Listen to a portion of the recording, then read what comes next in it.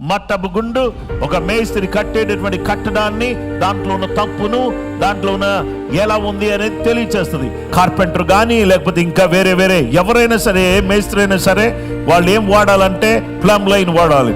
దేవుని బిడ్డలైనటువంటి మనం అందరం కూడా ఏం వాడాలంటే we need to use plumb line. The plumb line is the word of God. దేవుని వాక్యమే ప్లమ్ లైన్. ఈ మట్టపు గుండును మనం అందరం కూడా ఏం చేయాలంటే we need to use, దేవునికి స్తోత్రం, we need to check with the word of God.